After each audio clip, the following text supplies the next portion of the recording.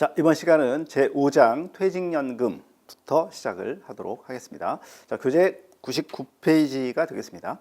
자, 5장에 들어가기 앞서서 이제 4장의 중요한 부분들을 저희가 살펴봐야 되겠죠? 그렇습니다. 그래서 가볍게 저희가 중요한 부분들을 한번 정리를 해보도록 하겠습니다. 자, 4장 공적연금이죠. 너무 중요한 파트가 되겠습니다. 자, 그렇습니다.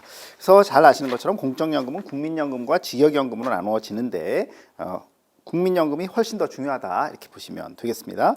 자, 그래서 거기 보시면 이제 67페이지 국민연금의 특징 나오죠. 그래서 사회보험제도. 자, 사회보험제도에서의 가장 우리가 알아야 될 건 뭔가요? 그죠? 국민연금과 기초생활보장제도하고 다른 점이죠. 국민연금은 보험료를 낸 사람이 연금을 받는 것이고, 기초생활보장제도나 사회복지제도는 어떻게 내가 낸 거 없이 복지로 받는 것이다 라고 얘기했죠. 다르다, 이런 정도 보시면 되겠고요. 자, 넘겨보시면 4번 소득 재분배 기능 나오게 됩니다. 자, 소득 재분배 기능 중요하다 이렇게 얘기했습니다. 두 가지 그렇습니다. 그래서 세대 간 소득 재분배가 있고 세대 내 계층 간 소득 재분배가 있다 이렇게 얘기했죠. 그래서 세대 간 소득 재분배라고 하는 것은 가입자의 연금 보험료를 가지고 어떻게 연금 수급자의 연금 재원으로 삼는 것이 세대 간인 것이고요. 세대 내 계층 간 소득 재분배는 두 가지다 이렇게 얘기했죠. 그래서 고소득층의 소득이 저소득층으로 이전되도록 하는 것과 또 하나는 국민연금의 어떤 산식에서 그것을 역할을 한다 이렇게 얘기했죠. 그래서 A값이다 이렇게 얘기했죠. 그래서 결론적으로 보면 어떻게 저소득층이 상대적으로 낸 보험료에 비해서는 더 많은 연금을 받게 되고 고소득층은 낸 보험료에 비해서 적게 받게 되는, 낮게 받게 되는 것을 말한다. 여기 뭐라고요? 세대 내 계층 간 소득 재분배다 이런 얘기를 드렸고요. 자, 가입의 강제성 넘어가고 연금의 실질 화폐 가치 유지, 그죠? 이런 얘기를 드렸었죠. 그래서 처음에 연금을 지급할 때는 어떻게 한다고 얘기했죠? 연도별 과거 보험료 납부 소득에 대해서 연도별 재평가율을 적용해서 한다. 그러므로 인해서 연금이 더 커진다 이렇게 보시면 되겠습니다. 그죠? 됐고요. 그런 다음에 연금 지급 중에도 뭘 반영한다고요? 전년도 소비자 물가 상승률을 반영해서 연금을 지급한다 이런 내용이 되겠습니다. 되셨죠? 그렇습니다. 자, 가입자의 종류를 보게 되면 기본적으로 가입 대상은 여러분들이 다 잘 아시는 국내에 거주하면서 18세 이상 60세 미만인데요. 자, 그런데 가입자의 종류를 보게 되면 네 가지가 있죠. 그죠? 사업장, 지역, 임의 계속 가입자. 그래서 사업장 가입자와 지역 가입자의 경우에는 뭐라고요? 의무 가입이다 이렇게 얘기했죠. 강제 가입, 그렇죠? 이렇게 보시면 되겠고요. 임의나 임의 계속 가입자는 본인의 선택에 의해서 가입을 한다, 그죠? 이렇게 얘기를 했습니다. 그래서 사업장 가입자는 기본적으로 뭐예요? 상시 근로자 1인 이상을 고용하고 있는 사업장을 말하게 된다, 그죠? 그런 얘기를 드렸고요. 그래서 국민연금 당연 적용 사업장에 종사하는 18세 미만의 근로자는 당연히 원칙은 뭐예요? 사업장 가입자가 되는 것으로 본다라는 거죠. 자, 그런데 예외적으로 어떻게 할 수 있다고요? 국민기초생활수급자라든가 18세 미만자는 어떻게 해요?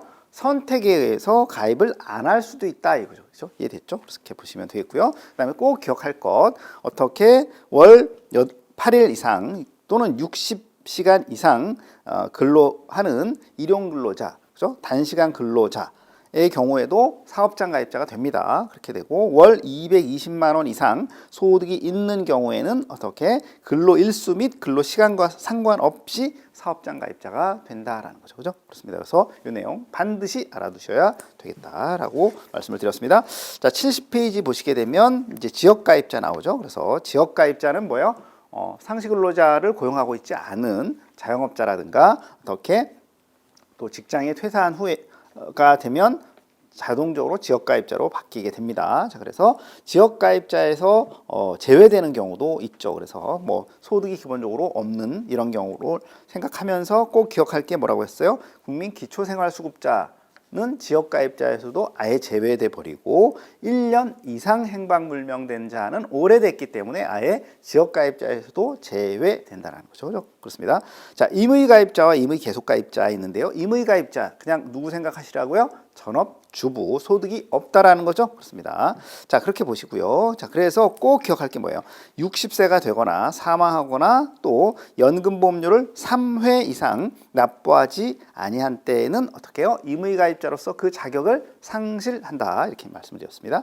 자, 임의 계속 가입자의 키워드는 뭐예요? 60세 된 자가 이렇게 돼 있죠. 60세가 된 자가 65세가 될 때까지 계속 나입하는 거죠. 그죠? 그렇습니다. 그래서 연금을 더 많이 받게끔 하기 위해서 그렇게 한다, 내지는 연금을 받을 수 있게끔 하기 위해서 임의 계속 가입을 선택한다라는 거죠. 그죠? 그렇습니다. 그래서 어떤 사람이 전업주부면 임의 가입자, 그죠? 60세가 된 예를 들어서 사용자다라고 하면 임의 계속 가입자 이렇게 되겠죠. 그죠? 그렇습니다. 그래서 그런 것들을 보시면 되겠고요.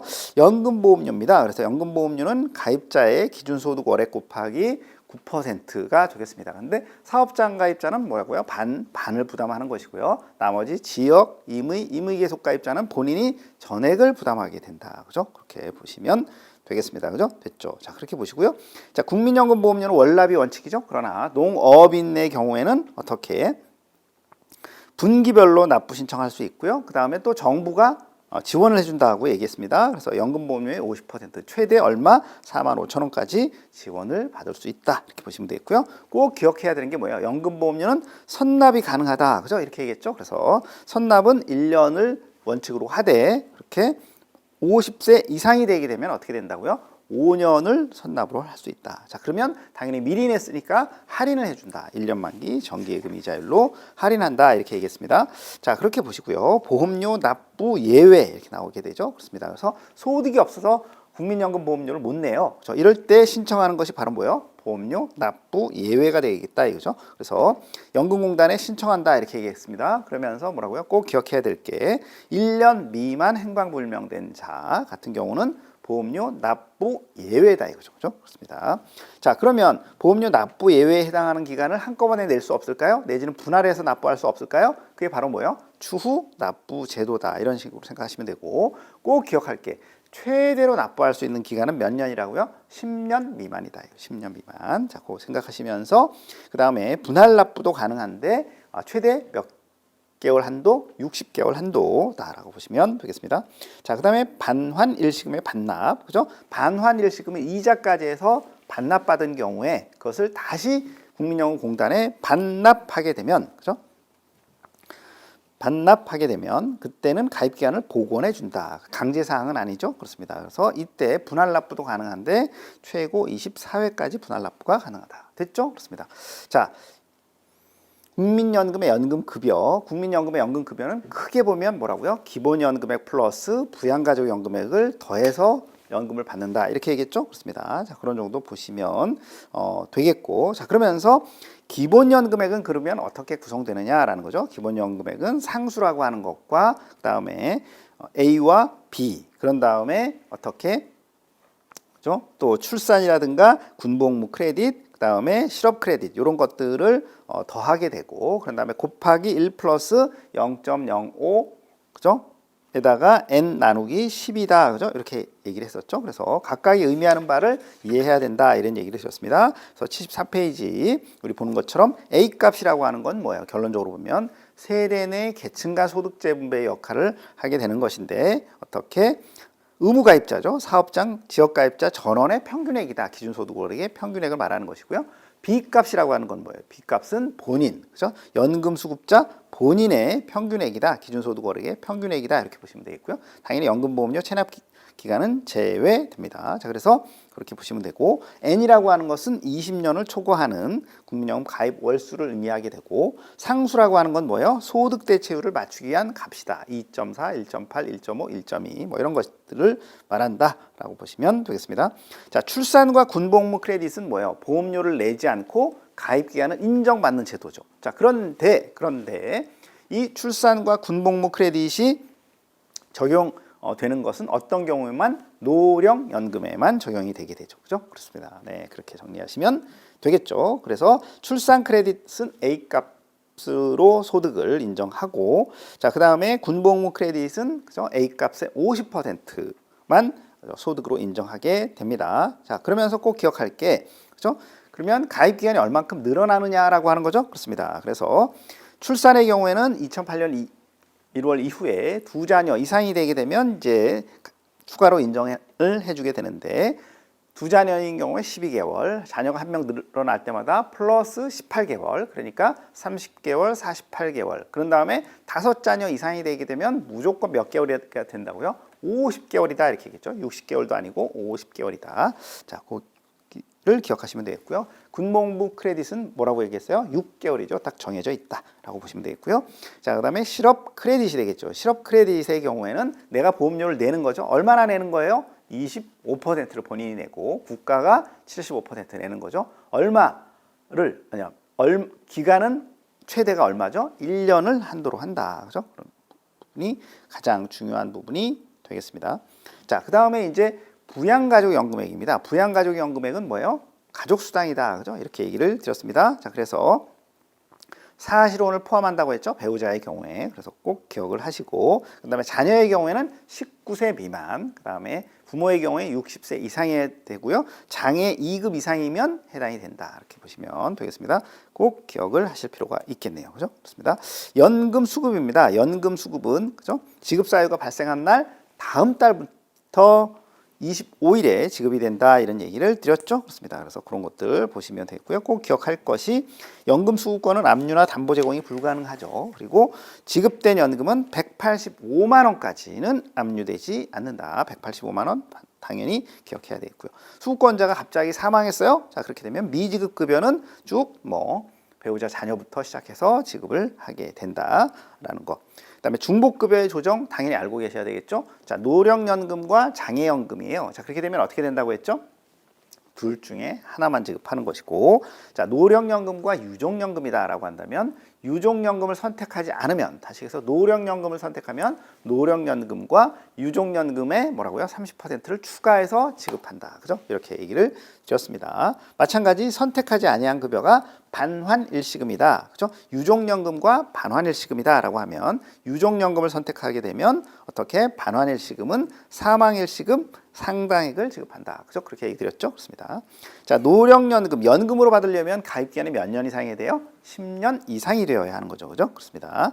네, 그렇게 보시면 되겠고. 자, 여기서 중요한 것은 뭐예요? 노령연금을 받으면서 A값을 초과하는 소득이 있어요. 자, 그렇게 되면 어떻게 한다고요? D 플러스 5년 이내에는 어떻게 한다고요? 감액한다 이거죠. 깎아버린다라는 거죠. 그렇습니다. 네, 그렇게 보시면 되겠고요. D 플러스 5년 이후가 되게 되면 그때는 뭐라고요? 그냥 감액 없이 전액을 지급한다라는 것. 그러면서 주의할 건 뭐예요? D 플러스 5년 이내에 소득이 있는 업무에 종사하면서 노령연금을 받을 때는 부양가족연금액은 지급하지 않는다고 했죠. 그래서 꼭 기억을 하셔야 된다. 이런 얘기를 드렸고요. 자, 국민연금을 또 연기할 수 있나요? 연기할 수 있죠. 연기하면은 당연히 얼만큼 연기할 수 있나요? 5년, D 플러스 5년 내에 최대 5년으로 연기할 수 있다. 그래서 당연히 전부 연기할 수도 있고 일부를 연기할 수도 있죠. 그렇습니다. 네, 그렇게 보시면 되겠고요. 연기하게 되면 늦게 받는다고 했으니까 혜택을 줘야 되겠죠. 그래서 연 7.2% 월 기준에서 0.6%를 어떻게 해요? 플러스 해준다. 플러스해서 해준다라고 보시면 되겠네요. 그죠? 됐고요. 자, 그러면 나는 소득이 없어서 일찍 받을 수는 없나요? 그게 바로 뭐예요? 조기 노령연금. 그래서 D 플러스 5년 이내에서 조기 노령연금을 받을 수 있다라고 보시면 되겠습니다. 그래서 조기 노령연금에 있어서는 빨리 받는 거니까 페널티가 있겠죠. 그래서 페널티는 뭐라고요? 1년에 6%다. 그죠? 이렇게 얘기했어요. 1년에 6%. 자, 그러니까 5년을 빨리 받게 되면 뭐예요? 30%가 감액되는 거네요. 그죠? 이해되죠? 그죠? 그렇습니다. 그래서 예를 들어서 65세를 기준으로 했을 때 60세에 받게 되면 얼마예요? 65세에 받는 것이 100이라고 한다면 60세에 받게 되면 뭐라고요? 70%, 70만 원을 받게 되는 거죠. 그렇습니다. 그래서 61세라고 한다면 76%, 그다음에 62세라고 한다면 거기에 6%인 82% 이런 식으로 하는 거죠. 그렇습니다. 그래서 그 부분 꼭 알아두시고요. 자, 그 다음에 또 여러분들이 생각해야 되는 게 뭐예요? 조기 노령연금을 받으면서 A값을 초과하는 소득이 있어요. 그때는 어떻게 된다고요? 연금 지급이 어떻게 된다? 정지된다. 그런 얘기를 드렸죠. 그렇죠? 그렇습니다. 네, 그런 것들 보시면 되겠고요. 자, 분할연금입니다. 78페이지. 자, 분할연금을 받으려면 기본적으로 뭐라고요? 혼인기간이 5년 이상이어야 한다. 그죠? 5년은 견뎌줘야 한다. 뭐 이런 얘기라고 드렸습니다. 자, 그렇게 보고 당연히 거기에서 별거라든가 가출을 기간은 뭐라고요? 제외해서 가입 기간을 산정하게 되죠. 그죠? 그렇습니다. 그러면서 이혼하고 배우자였던 자가 노령연금 수급권을 취득하고 본인도 청구하는 본인도 연금 수급 개시 연령이 도달했을 때 청구할 수 있다. 그죠? 그런 얘기를 했습니다. 그래서 기본적으로는 그 소멸시효는 몇 년이에요? 분할연금 수급권을 취득한 때로부터 5년 내에 청구를 해야 되죠. 그렇죠? 그렇습니다. 자, 그런데 뭐라고요? 선청구도 가능하다. 미리 청구도 가능하다. 언제? 이혼할 때. 그죠? 그래서 그때 3년 내에 분할연금 선청구할 수 있다. 그죠? 그렇게 보시면 되겠습니다. 자, 그렇게 보고 그다음에 첫 번째 원칙은 분할연금에 있어서는 재산분할 약정에 따라서 뭐 60대 40, 뭐 70대 30 이렇게 할 수 있다라는 것이고요. 그것이 없으면 어떻게 다음번으로는 부양가족연금액, 더 이상 부양가족이 아니니까 부양가족연금액을 제외하고 혼인기간에 해당하는 부분에 있어서의 2분의 1을 그죠? 수령할 수 있다, 청구할 수 있다 이렇게 보시면 되겠습니다. 자, 그다음에 노령연금의 수급 개시 연령에 있어서 60세부터 65세로 늦춘다고 얘기했습니다. 자, 그래서 1953년을 기준으로 해서 플러스 4씩 해서 점차적으로 61, 62, 63, 64, 65 이렇게 늦춘다 이렇게 얘기했습니다. 그래서 1969년생 이후가 되게 되면 국민연금은 몇 세에 받는다? 65세에 받는다. 그죠? 이렇게 얘기를 드렸습니다. 자, 장애연금입니다. 장애연금을 못 받을 수도 있죠. 어떤 경우입니까? 아예 보험료를 낸 적이 없거나 뭐라고요? 3분의 2에 미달하는 경우에 미만인 경우에는 어떻게 장애연금을 못 받는다. 이거 지급하지 않는다. 그죠? 그렇게 보시면 되겠고요. 그다음에 예를 들어서 산재의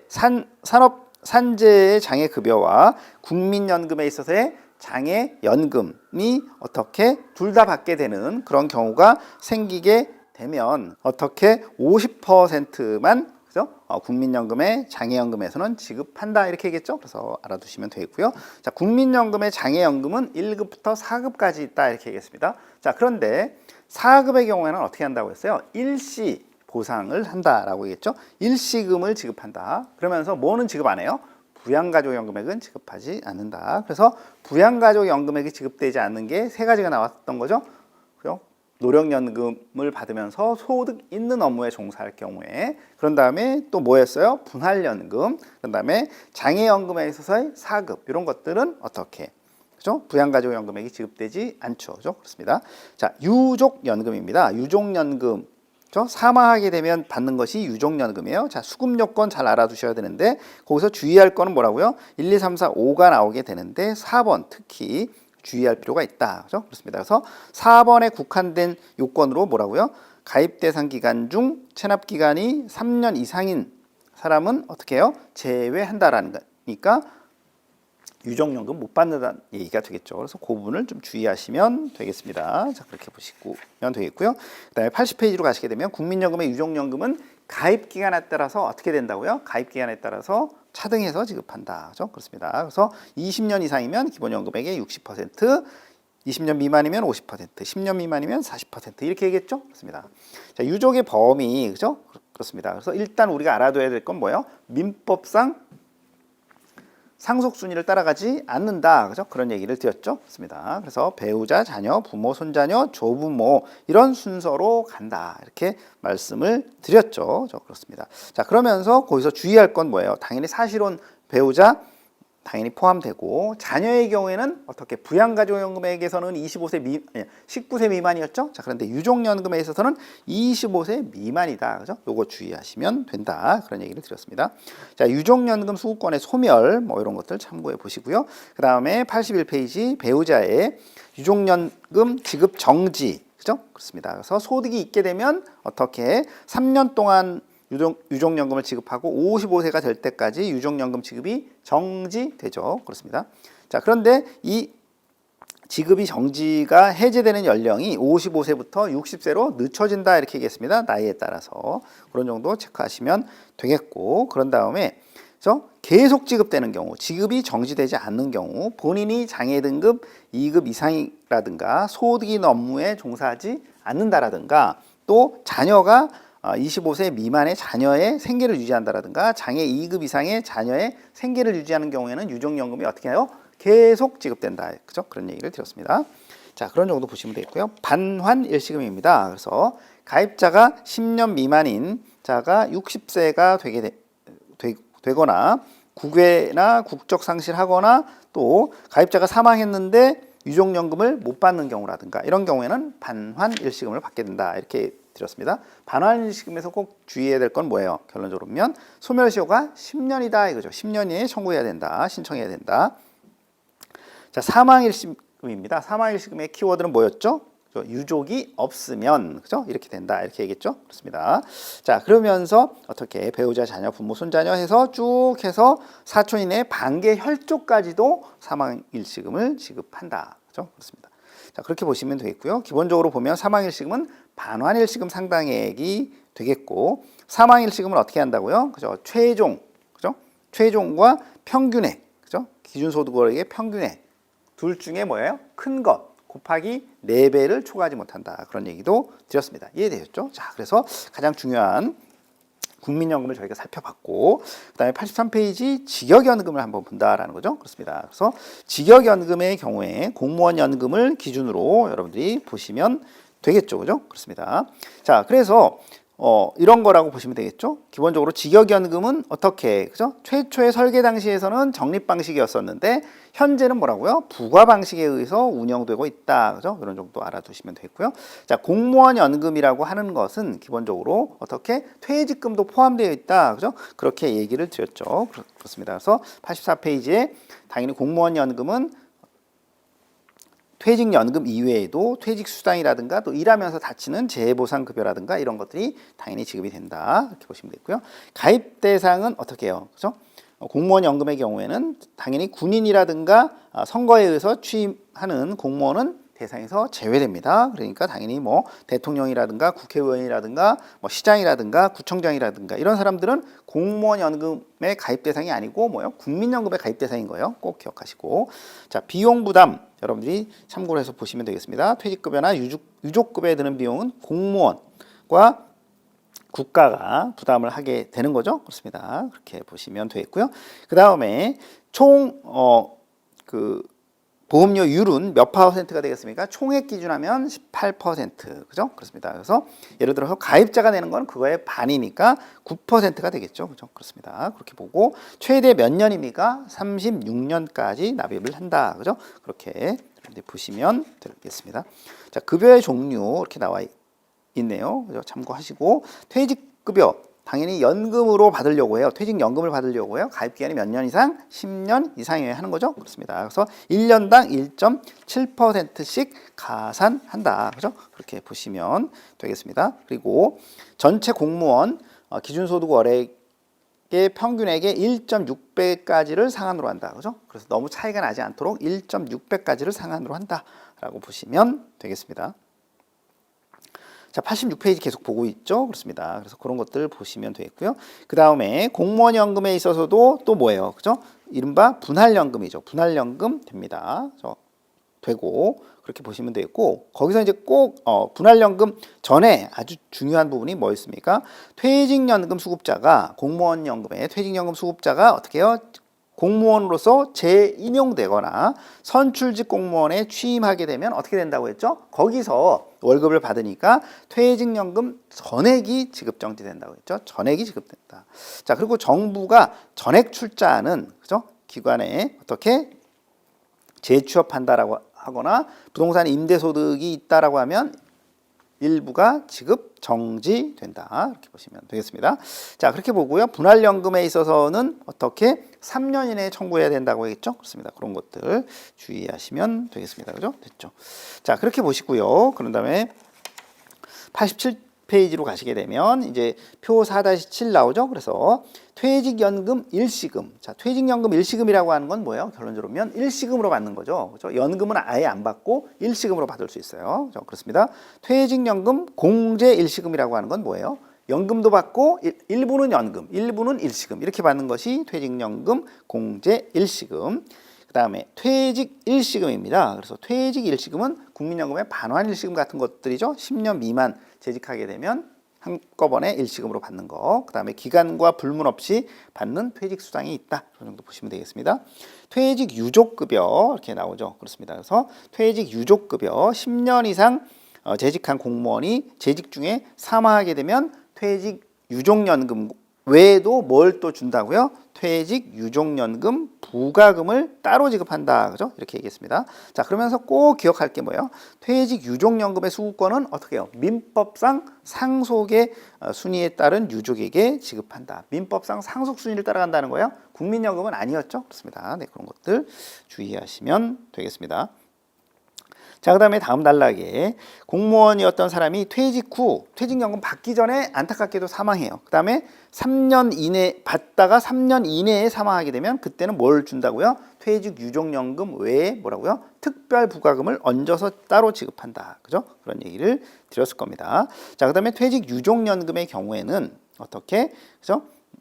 퇴직연금의 60%가 가입기간과 상관없이 60%가 지급된다 이렇게 얘기했고, 퇴직유족연금의 부가금은 퇴직연금 일시금의 25%가 지급이 되게 된다라고 보시면 되겠습니다.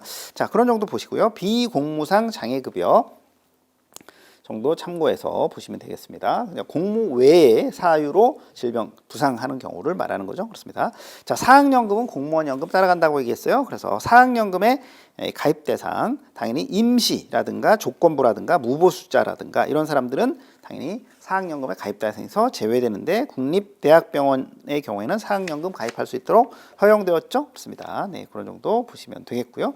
자, 비용 부담에 있어서는 어떻게 해요? 개인이 부담하고 법인이 부담하고 국가 부담금도 있다. 그렇죠? 그런데 법인 부담금과 국가 부담금은 당연히 보험료율이 다르죠. 그렇습니다. 참고하시면 되겠고요. 자, 그 다음에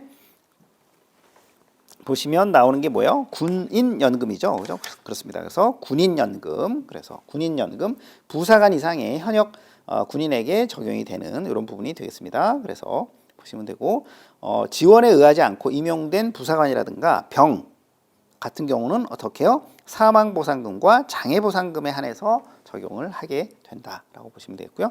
군인연금은 개혁되지 않았다고 했죠. 그래서 총액 기준하면 어떻게 해요? 14%, 가입자 기준하면 그것의 반인 7%의 기여금을 납부하고, 그 다음에 최대 보험료를 나입하는 기간도 36년이 아니라 33년이다. 그죠? 그런 얘기를 드렸죠. 그렇습니다. 그렇게 보시고요.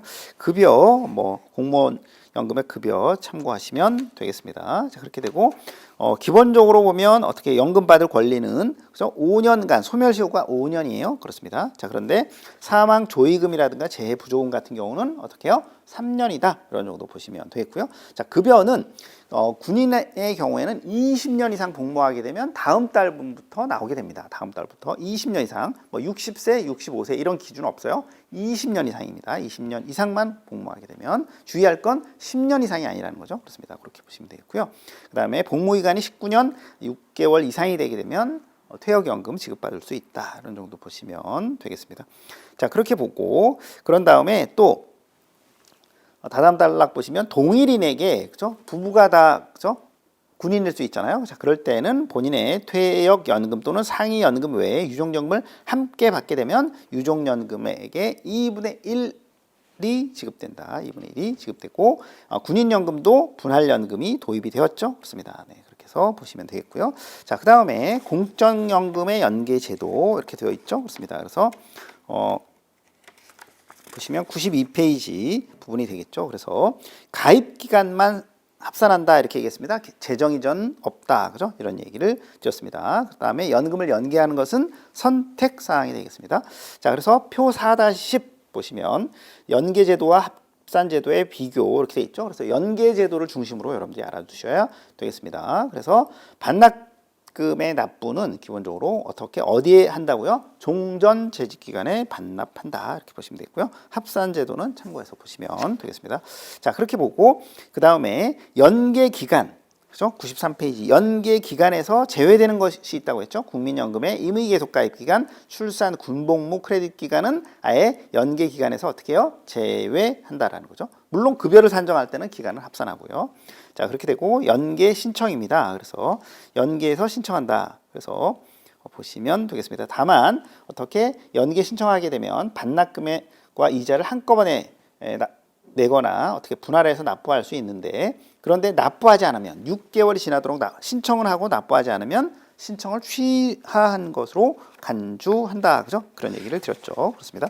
자, 그래서 94페이지 보시면, 자, 국민연금과 이제 뭐 예를 들어서 공무원연금을 연계한 그런 경우가 되겠습니다. 그래서 연계급여에 있어서는 연계 기간이 몇 년? 20년 이상이고 65세 이상이 되게 되면 연계 가 가능합니다. 그렇게 되고 각 제도의 가입 기간이 1년 미만이면 어떻게 해요? 그때는 일시금을 받는다. 반환 일시금이나 퇴직 일시금을 받게 된다. 이런 정도 보시면 되고요. 표 4-12에 연계급여의 종류 뭐 이렇게 나와 있습니다. 그래서 참고해서 여러분들이 보시면 그죠? 될 것 같다. 이렇게 생각이 듭니다. 그래서 연계퇴직 유족연금의 경우에는 뭐예요? 급여가 연계퇴직연금의 60%라고 얘기해 드렸습니다. 자, 중복급여의 조정 부분이 95페이지에 나오죠. 그래서 이 부분은 말씀드렸던 것처럼 여러분들이 유족연금과 그죠? 노령연금 뭐 이런 것들로 해서 여러분들이 보시면 될 것 같다. 그죠? 그렇게 생각이 듭니다. 그렇게 보시고 본인의 급여가 연계퇴직연금 이면서 뭐라고요? 유족연금에도 해당이 되게 되면 그때는 연계퇴직연금 전액과 연계퇴직연금을 선택하게 되면 연계퇴직연금 전액과 유족연금의 50%를 지급받는다. 이런 정도를 참고하시면 되겠습니다. 자, 이렇게 해서 이제 4장 공적연금에 대한 부분을 정리를 해봤네요. 그죠? 그렇습니다. 그래서 상당히 너무 중요한 부분이고 여러분들이 또 다소 어려워하는 부분이기도 하니까 다시 한번 정리를 해드렸습니다. 자, 그러면 5장 우리가 이제 퇴직연금 파트로 가보도록 하겠습니다. 자, 그래서 99페이지 보시면 되겠습니다. 그래서 퇴직연금이라고 하는 건 뭐예요? 우리 그 AFPK 은퇴 설계에서 3층 보장 제도에 따라서 연금을 준비하게 되는데 어떻게 우리가 공적연금 받고요. 2층에 뭐가 있습니까? 이제 퇴직연금이 있다 이거죠. 퇴직금이나 퇴직연금이 있다. 그렇죠? 그렇습니다. 그래서 보시면 되겠고 그 다음에 이 퇴직금이나 퇴직연금을 통해서 안정적인 생활을 보장하는 거죠. 그렇습니다. 네, 그렇게 보시면 되겠습니다.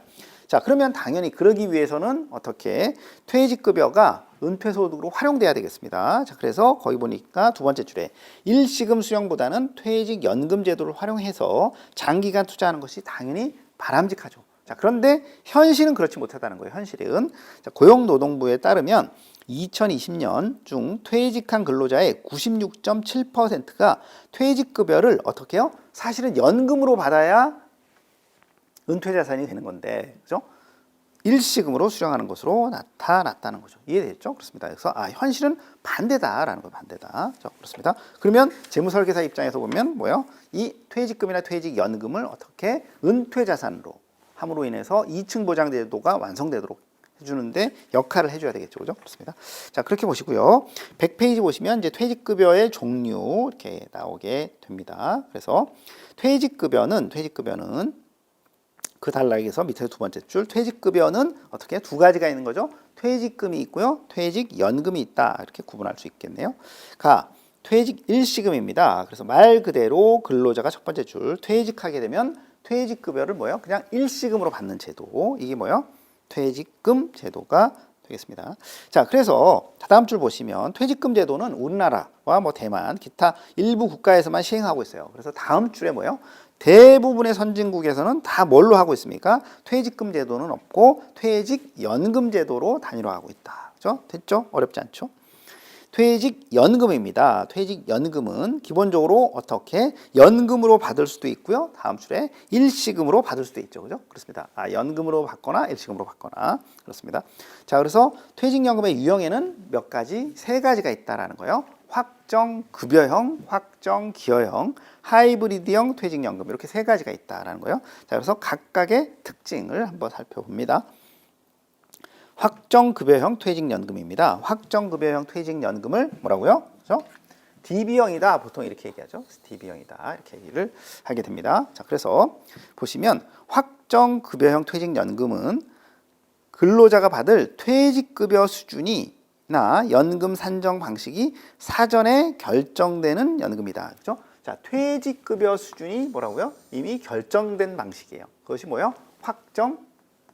급여형이라는 거예요. 그러니까 내가 예를 들어서 10년을 근속하게 되면 받을 퇴직급여가 결정돼 있다고요. 확정급여형 그렇게 보시면 되겠습니다. 자, 그래서 우리나라의 DB형 퇴직연금은 기본적으로 어떻게 연금을 지급할 때 물가상승률을 반영하지 않고 동일한 명목 금액을 지급하는 것이 일반적이죠. 그죠? 그렇습니다. 일반적입니다. 그러니까 물가상승률을 반영 안 한다는 거예요. 우리가 공적연금은 물가상승률을 반영했잖아요. 자, 그러나 퇴직연금이나 개인연금은 물가상승률을 반영하지 않는 명목 금액을 지급한다는 거예요. 그렇죠? 그렇습니다. 일부 나라에서는 물가상승률을 반영하기도 한다. 참고하시고요. 자, 그래서 확정급여형 퇴직연금은 자, 누가 사용자가 모든 책임을 지는 제도입니다. 사용자가 퇴직급여에 따른 모든 책임을 사용자가 지는 제도가 뭐예요? DB형이다. 이렇게 보시면 되겠습니다. 자, 그러면 구체적으로 뭘 책임지느냐? 첫 번째 거기 나와 있죠. 부담금을 납부하는 거죠. 그렇죠? 부담금을 납부하는 거. 그리고 또 뭐예요? 적립금의 운용에 대한 책임. 적립금을 운용하는 왜? 퇴직급여가 결정되어 있기 때문에 그죠? 퇴직급여가 결정되어 있고 사용자가 모든 책임을 지기 때문에 운용에 대한 책임까지도 진다는 거죠. 그죠? 됐죠? 그렇습니다. 네, 그렇게 보시면 되겠습니다. 자, 그렇게 보고 그래서 적립금의 운용 결과가 예상보다 저조해요. 그러면 부담금을 추가적으로 납부해야 하며 반대의 경우에는 차기 부담금이 낮아질 수 있다는 거예요. 자, 이거 꼭 아셔야 됩니다. 자, 그렇습니다. 자, 그래서 확정급여형은 사용자가 모든 책임을 지다 보고 퇴직급여가 결정되어 있어요. 자, 그렇기 때문에 이 부담금, 그죠? 사용자가 내는 부담금이 어떻게 될 수 있다? 변동될 수 있다는 거예요. 이거 꼭 기억하셔야 돼요. 변동될 수 있어요. 변동될 수 있어요. 자, 그래서 운용을 잘하면 부담금은 적어질 것이고 운용을 못하면 예상했던 것보다 운영을 못하게 되면 부담금은 커지겠죠. 그죠? 그래서 변동될 수 있다. 꼭 기억하셔야 됩니다. 변동될 수 있다. 꼭 기억하세요. 중요합니다. 별표. 자, 그 다음에 다음 단락에 DB형 퇴직연금은 그렇기 때문에 어떻게 퇴직급여 수준이 이미 결정되어 있다. 그죠? 이렇게 얘기했죠. 그래서 일반적으로 확정기여형, 이걸 이제 DC형이다. 이렇게 얘기하는데 확정기여형보다 어떻게 해요? 그래서 어떻게 된다? 안정적이다. 이거 안정적. 자, 그래서 누가 그죠? 보통 선호하느냐? 대기업 근로자. 아무래도 임금 상승률 기업의 임금도 높고 그죠? 안정적인 고용 상태가 유지되는 대기업 근로자들에게 선호되는 것이 바로 뭐가 된다? 그래서 DB형이다. 확정급여형이다. 됐죠? 확정기여형 퇴직연금이 되겠습니다. 그래서 확정기여형 퇴직연금은 사용자의 부담금 수준이 사전에 결정된 제도입니다. 자, 여기서 주의할 건 뭐예요? 퇴직급여가 결정되는 것이 아니라 사용자가 내는 부담금이 결정된 제도가 뭐라고요? 확정기여형이다 이거죠. 기여형. 그렇게 되고 그러면서 적립금 운용은 누가? 근로자 본인이 선택을 해야 합니다. 그래서 적립금 운용 결과에 따라서 퇴직급여 수준이 뭐라고요? 변동된다는 거예요. 사실은 같이 연결되는 거죠. 운용에 대한 책임이 뭐라고요? 누구에게 있어요? 근로자에게 있어요. 그렇죠? 그렇기 때문에 어떻게 내가 받을 퇴직급여가 어떻게 해요? 변동된다고요. 변동된다고요. 그죠? 그렇습니다. 당연히 DB와 DC 구분이 돼야 됩니다. 그래서 시험에 여기 아주 잘 나오는 부분이니까 퇴직급여가 확정되어 있는 것은 DB형, 퇴직급여가 변동되는 것은 DC형이 되는 거죠. 그렇습니다. 네, 그래서 꼭 알아두시고요. 자, 그렇게 되고 자, 그런 상태에서 보면 사용자는 근로자가 선택한 퇴직연금 계좌에 그죠? 납입을 하게 되고 근로자도 사용자 부담금과 별도로 해서 추가 기여할 수 있다. 그죠? 추가적으로 내가 그죠? 낼 수 있다는 거예요. 추가 기여할 수 있다. 뭐가? 확정 기여형이. 자, 그렇게 됩니다. 자, 그렇게 되고 그런 다음에 다음 단락 보시면 자, 우리나라를 비롯한 대부분의 국가에서 DC형 퇴직연금의 경우에는 납입 단계, 운용 단계에서는 뭐라고요? 과세하지 않고 인출할 때 약간의 과세를 하게 됩니다. 그래서 이런 방식을 뭐라고 얘기한다고요? EET 방식이다 이렇게 얘기합니다. EET 방식. 그러니까 인출할 때 텍스, 그렇죠? 다시 여기서 세금을 과세한다라는 거예요. 이해됐죠? 그렇습니다. 자, 그렇게 되고 그런 다음에 다음 줄 보시면 EET 방식에서 사용자 부담금은 당연히 기업의 손비 처리로 당연히 하는 것이고요. 근로자의 기여금은 어떻게 해요? 근로자가 내는 것에 대해서는 뭘 해준다고요? 세액공제, 납입 단계에서 뭐라고요? 세액공제 혜택을 준다라는 거죠. 어떤 제도가? DC형 제도가 그렇습니다. 네, 그렇게 보시면 되겠습니다. 자, 그래서 이렇게 운영하는 것은 EET 방식으로 다음 줄에 채택하고 있는 DC형 퇴직연금은 어떻게 납입과 운용 단계에서는 과세하지 않는다고 했죠. 그러니까 원금이 증가되는 효과가 있게 돼서 투자 수익률이 증대되고, 인출 단계에서는 뭐라고요? 이때 인출 단계에서는 과세, 약간의 과세를 합니다. 그렇기 때문에 납입이나 운용 단계에서 과세하지 않기 때문에 또 절세 효과도 있다. 절세 효과도. 그죠? 보시면 되겠습니다. 됐죠? 중요합니다. 자, 그다음에 하이브리드형 퇴직연금이 되겠습니다. 그래서 하이브리드형 퇴직연금은 뭐예요? 그죠? CB형이다 이렇게 보통 얘기합니다. CB형 퇴직연금이다. 미국에서 탄생했어요. 자, 그렇습니다. 그래서 102페이지 보시면 DC형의 특성을 가미한 DB형 퇴직연금이다 이거죠. 그렇습니다. 그래서 하이브리드가 어차피 합쳐놓은 거니까, 그죠? 그렇습니다. 그래서 DC형을 가미한 DB형이다 이거죠. 그죠? 그렇습니다. 네, 이렇게 보시면 되겠습니다. 자, 그래서 첫 번째 줄 CB형 퇴직연금은 사용자의 기여금과 운용 수익의 일정 수준을 보증해 줍니다. 그죠? 그렇습니다. 그래서 이 DB형이 들어가기 때문에 사용자의 부담금과 일정 수익을 어떻게 해요? 누가 보장해 주는 거예요? 그죠? DB형이니까 사용자가 부담한다는 거예요. 사용자가 부담한다. 그죠? 그렇게 보증해 준다라는 거예요. 그리고 적립금 운용 결과에 따라서 연금을 지급받는 방식이 되어 있고, 그래서 CB형 퇴직연금은 자, 거기 체크하시고 중요합니다. 별표. 안정적인 퇴직연금을 확보할 수 있고 적립금의 추가 수익을 향유할 수 있다는 장점이 있다. 그죠? 플러스 추가 수익, 알파. 추가 수익까지도 얻을 수 있는 장점이 있다. 그죠? 이 세 가지 제도 중에서 가장 유리한 제도는 뭐예요? 근로자에게 유리한 제도는 CB형이 되겠죠. 그죠? 이렇게 일정 수익까지도 보장해주고 추가 수익까지도 해주니까. 그죠? 그렇습니다. 자, 그렇게 되고, 그래서 기업 입장에서 보면 어떻게 해요? 부담이 되는 거죠. 다음 줄에 근로자의 퇴직급여를 일정 수준 보증해줘야 하니까, 일정 수준의 수익을 보증해줘야 되니까 부담이 된다. 그죠? 그런 얘기를 드렸죠. 근로자 입장에서 보면 뭐예요? 직접 적립금을 운용할 때 투자 손실 위험을 누가 부담하는 거예요? 기업이 부담을 하게 됩니다. 그래서 안정성과 수익성을 동시에 노릴 수 있다. 이해되셨죠? 그렇습니다. 그래서 이런 정도로 해서 DB형, DC형, 하이브리드형 요거 구분할 수 있어야 되겠죠? 그래서 시험에 항상 나오는 주제가 되겠습니다. 중요합니다. 별표 2개 전체적으로 보시면 되겠습니다. 자, 그 다음에 4번 기금형 퇴직연금입니다. 자, 그래서 이제 뒤에 우리가 나오겠지만 이제까지의 어떤 퇴직연금이라고 하는 것은, 그죠? 계약형이었어요. 계약형이라고 하는 것이 퇴직연금 사업자에게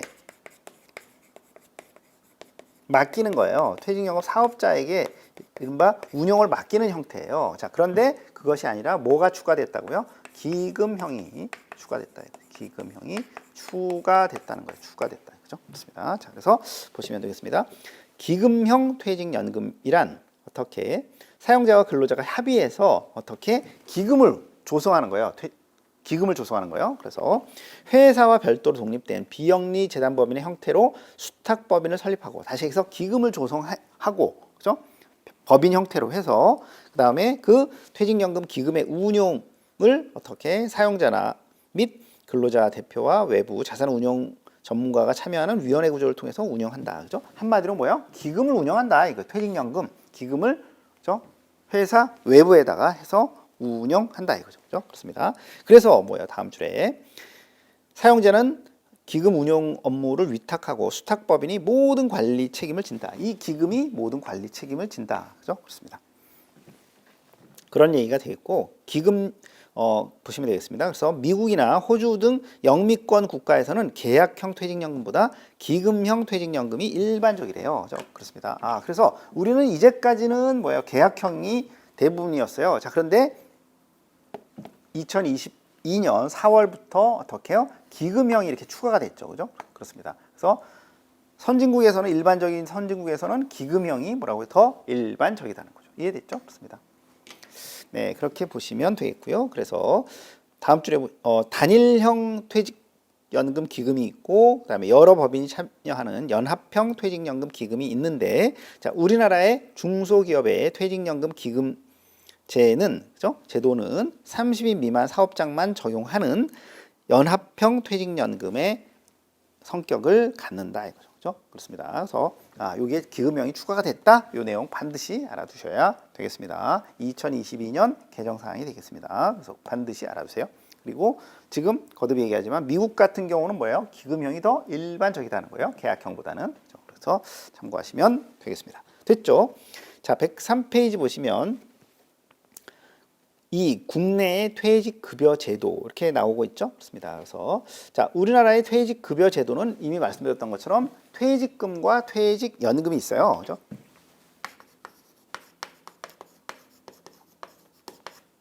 이렇게 되어 있는 거죠. 퇴직금이 있고요.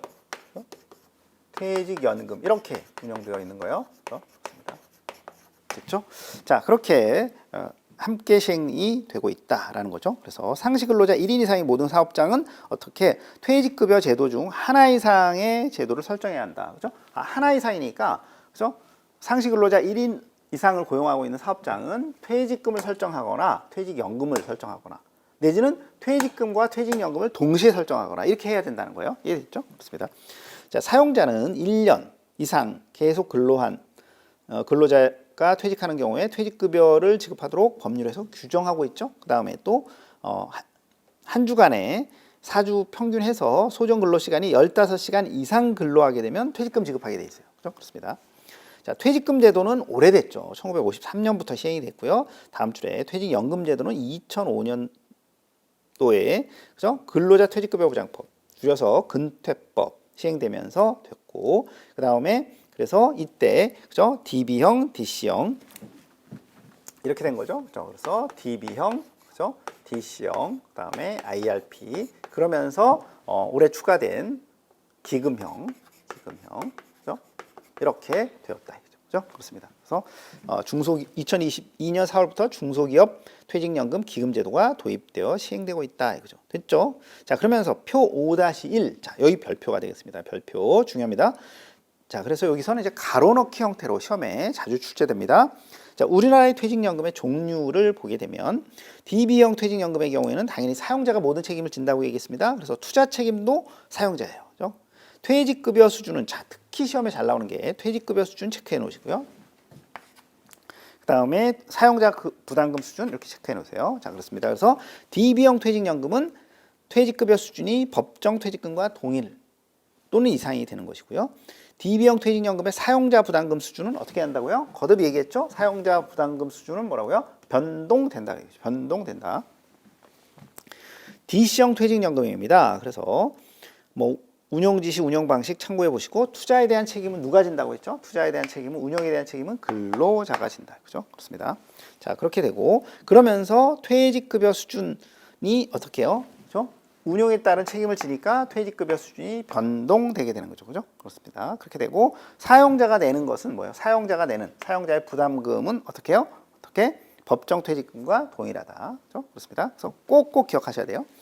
자, 그렇게 되고 IRP는 DC형과 동일하게 운영된다. 이런 정도 보시면 되겠고요. 그 다음에 기금형, 중소기업 퇴직연금의 기금의 경우에는 기금에 운영한다라고 했고요. 투자에 대한 책임도 누가 지는 거예요? 결론적으로 근로자가 지는 거예요. 근로자가 진다라고 보시면 되겠고요. 나머지 DC, IRP는 퇴직급여 수준이나 사용자 부담금 수준은 동일하다 이거죠. 그렇죠? 그렇습니다. 네, 무슨 말이 이해되셨죠? 그래서 이렇게 정리해 보시면 되겠네요. 그죠? 됐죠? 그렇습니다. 자, 나번에 퇴직급여 제도의 설정 보시면 사용자가 퇴직급여 제도를 설정하려고 한다. 내지는 또 그 퇴직급여 제도를 변경하려고 하면 당연히 뭐예요? 근로자 과반수가 가입된 노동조합이 있으면 노동조합, 없으면 근로자 대표, 근로자 과반수의 동의를 받아야 합니다. 근로자의 동의를 거쳐서 퇴직급여를 설정하거나 변경해야 되겠네요. 그렇죠? 그렇습니다. 자, 그렇게 보고요. 104페이지 보시면 자, 그런데 여기 꼭 기억해야 될 게 그 변경을 하려고 하는 내용이 근로자에게 불리한 경우, 자, 불리합니다. 근로자에게 불리해요. 그때는 근로자 대표의 동의를 받아야 한다. 동의를 받아야 한다. 자, 유리한 경우에는 어떻게 해요? 그냥 근로자에게 유리한 경우에는 어떻게 하면 돼요? 근로자 대표의 의견만 들으면 되는데 불리한 경우에는 어떻게 해요? 반드시 근로자 대표의 동의를 받아야 한다는 거예요. 동의를 받아야 한다. 꼭 기억하세요. 거기 별표가 되겠습니다. 자, 새로 성립된 사업의 경우에 사용자는 근로자 대표의 의견을 들어서 사업의 성립 후 1년 이내에 DB형이나 DC형 퇴직연금을 설정해야 합니다. 그렇죠? 물론 뭐 DB형, DC형, IRP, 기금형 그렇죠? 이렇게 한다. 그래서 기억할 것은 새로 성립된 사업장, 그렇죠? 신설 사업장이 되겠죠. 신설 사업장의 경우에는 1년 이내에 그렇죠? DB나 DC나 ARP나 기금형을 선택해야 된다는 거예요. 그러니까 퇴직금 할 수 있어요, 없어요? 없어요. 신설 사업장의 경우에는 꼭 기억하세요. 중요합니다. 별표. 그다음에 다음 단락 보시면 사용자는 하나의 사업장에 DB형, DC형 퇴직연금 제도를 함께 설정할 수 있다는 거예요. 자, 여기 중요합니다. 여기 중요해요. 그래서 두 번째 줄 내려오면 예를 들어서 이렇게 할 수 있다는 거예요. 그렇죠? 퇴직연금 규약에 DB형과 DC형 이렇게 할 수 있다는 거예요. 그래서 지금 여기서 예를 나오고 있는 것이 뭐예요? 이렇게 두 제도의 설정 비율을 이렇게 DB형은 뭐예요? 90%, DC형은 10% 이렇게 그죠? 중복해서 할 수 있느냐? 할 수 있다는 거예요. 중복해서 설정이 가능하다. 중복 설정 가능한 거예요. 중복 설정 오케이라는 거예요. 오케이 안 되는 게 아니라 되는 거예요. 오케이예요. 꼭 기억하세요. 중요합니다. 별표. 4번 퇴직급여 등의 지급 및 수급권 보호가 되겠습니다. 그래서 사용자는 근로자가 퇴직하는 경우에 그 지급 사유가 발생한 날로부터 14일 내에 퇴직금을 지급해야 합니다. 지급해야 하고. 자, 그런데 다음 줄 퇴직금을 지연해서 지급하면 어떻게 해요? 지연 일수에 대해서 연 20%의 이자를 함께 지급해야 된다는 거예요. 그렇죠? 됐죠? 그렇게 되고요. 퇴직급여는 근로자가 지정한 근로자 명의 IRP 계정으로 이전하는 방법으로 지급하는데 자, 여기 중요한 내용이 나왔네요. 그죠? 기본적으로 보면 이 지금 급여. 이 퇴직급여는 어떻게? 그죠? 원칙은 뭐예요? IRP로 이렇게 이체하는 것이 원칙이에요. 자, 그런데 그렇게 하지 않고 다다음 줄 근로자 명의 연금 계좌로 퇴직금을 지급할 수 있는 부분이 있어요. 그래서 이게 시험에 나오죠. 그렇습니다. 그래서 근로자가 55세 이후에 퇴직하는 경우, 55세 이후에 퇴직하는 경우 또 뭐라고 얘기했습니까? 그렇죠? 두 번째, 담보대출금을 상환하는 경우, 그렇죠? 대출금 상환, 그렇죠? 상환하는 경우. 그런 다음에 또 뭐 있습니까? 퇴직급여 총액이 300만 원 이하인 경우. 퇴직급여 총액이 300만 원 이하예요. 얼마 안 돼요. 300만 원 이하인 경우. 그죠? 이런 경우에는 어떻게 해요? 근로자의 IRP가 아니라 예금 계좌로 이체할 수 있다. 예금 계좌로 뭐라고요? 이체할 수 있다라는 겁니다. 그렇습니다. 그래서 이거 반드시 알아두셔야 돼요. 이거 시험에 딱 내기 좋죠? 그렇습니다. 그래서 이렇게 이해됐죠? 이거 세 가지. 반드시 기억하셔야 됩니다. 자, 그렇게 되고요. 다음 줄에 보시면 퇴직급여 제도에 있어서 급여를 받을 권리는 양도나 압류하거나 담보로 제공할 수 없죠. 다만 대통령이 정하는 사유에 해당하면 그때는 담보로 제공할 수 있어요. 자, 그래서 그 내용이 몇 페이지에 나오느냐 하면 담보 제공 사유에 대해서는 그죠? 121페이지 체크해 주세요.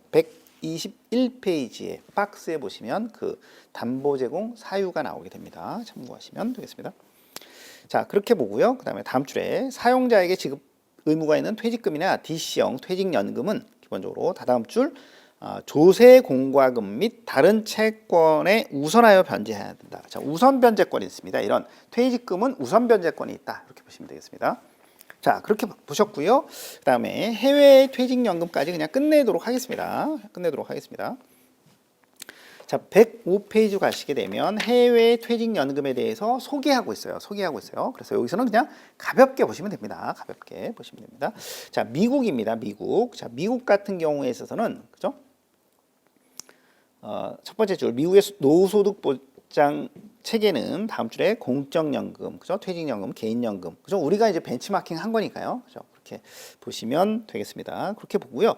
우리는 이제 그 퇴직연금 쪽으로만 보시면 되는데, 그래서 다음 단락에 보시면 대표적인 퇴직연금, 미국의 퇴직연금 한번 보겠습니다. 그죠? 그렇습니다. 그래서 그냥 간단하게 한번 볼게요.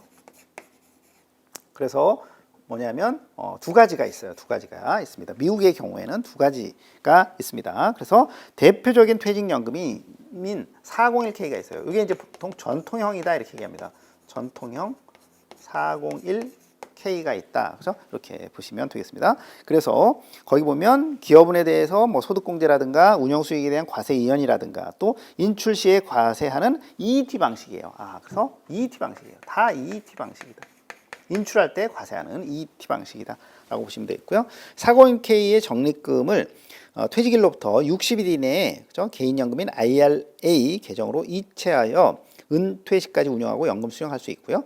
가입자의 나이가 59.5세부터 해서 세제 적격의 인출이 가능하고 59.5세 이전에 인출하게 되면 그때는 페널티를 부과해요. 그래서 소득세와 10%의 벌금을 부과합니다. 그 얘기는 뭐예요? 연금으로 받을 수 있도록 유도하는 장치가 되겠죠. 그렇게 되고 그다음에 2006년부터 해서 TEE 방식인 뭐라고요? 로스 401K가 도입됐다라는 거죠. 그렇습니다. 로스 401K예요. 자, 그런데 EET 방식은 이것이고 로스 401K는 뭐예요? TEE 방식이에요. 그렇죠? 그렇습니다. 네, 그렇게 보시면 되겠습니다. 되셨죠? 그렇습니다. 자, 미국이고요. 그다음에 영국입니다. 영국에 있어서는 뭐예요? 그냥 이 네스트 연금만 기억하시면 됩니다. 가볍게 그냥 보시는 거예요. 그렇죠? 해외 퇴직연금은 그렇습니다. 그래서 영국의 경우에는 두 번째 단락에 보시면 영국의 퇴직연금은 기본적으로 DB형, DC형 2012년부터 시행하고 있는 네스트 연금이 있습니다. 그래서 적격 퇴직연금에 가입하지 않은 일정 소득 이상의 근로자가 네스트 연금에 자동 가입할 수 있도록 되어 있고요. 그렇죠? 자영업자는 뭐예요? 자발적으로 네스트 연금에 가입할 수 있어요. 그렇게 보고요. 네스트 연금은 공적 기관에서 운영하는 DC형 뭐라고요? 방식의 연금이다. 그죠? 수수료가 싸다 이런 얘기, 저렴하다 이렇게 나오죠. 그렇습니다. 다음 단락에 기본적으로 다 EET 방식이에요. 다 인출할 때 과세하는 EET 방식이 되겠습니다. 그래서 그런 정도 참고해서 두시면 되겠습니다. 자, 그래서 106페이지 쪽으로 가시게 되면 그래서 그 내용을 설명을 드렸고요. 그 다음에 독일입니다. 독일. 자, 독일은 리스터 연금이에요. 독일은 그죠? 리스터 연금이다.